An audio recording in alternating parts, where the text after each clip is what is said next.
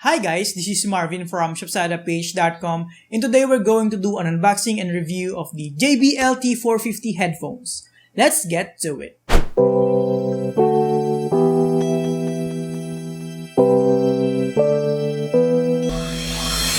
Welcome back guys, and let's begin the unboxing and review. Inside the box we have the JBL T450 headphones itself and some paperwork, and that's it. So let's go straight into the review. Let's take a look at the design and construction first. I would say 90% of the headphone is made from plastic. Even the adjustable band is plastic. It also doesn't have a padding at the top of the band, which is a bummer. You can stretch the band a bit, but I wouldn't recommend overstretching it as it might break because again, it's made from plastic. The ear cups looks and feels comfortable, but to be honest, I don't have a lot of confidence with regards to the leather padding on it. I feel like it's gonna peel easily over time. At the side of the ear cup, we have this nice JBL logo. The ear cups can be folded inside like this so it becomes portable and easy to store. Overall, the build quality is fine and the design is good for its price. With all that being said, I still love these headphones and I use it all the time, especially when editing videos. Moving on to its features, we have this flat tangle-free cable design that also has the one-button remote with microphone, so you can answer calls, play and pause music right from your headphones. In addition, using my Android phone, when I long press the button, it activates Google Assistant. So that's quite handy if you're into that. It has a standard 3.5mm jack with a 45 degrees angled cable design.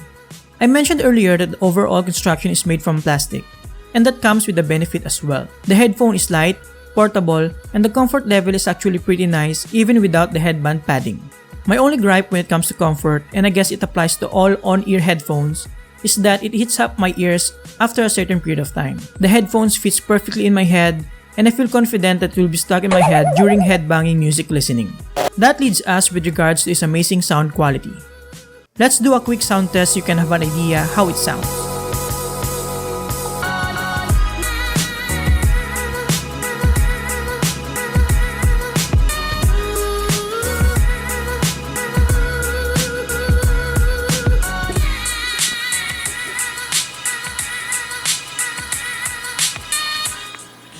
And to be honest, with the price of just around 750 pesos, these are really a great sounding headphones. The mids, highs, and lows are clear enough so you can distinguish between different vocals and instruments. And it also packs a decent amount of bass. To wrap it up guys, the JBL T450 headphones' amazing sound quality makes up for its subpar build quality. You will definitely have a good listening experience with this. And this is certainly one of the bang for the buck headphones out there. And there you have it guys, thank you for watching, make sure to check the full article link on the description below, subscribe if you like this, and see you next time. Thank you, have a great day.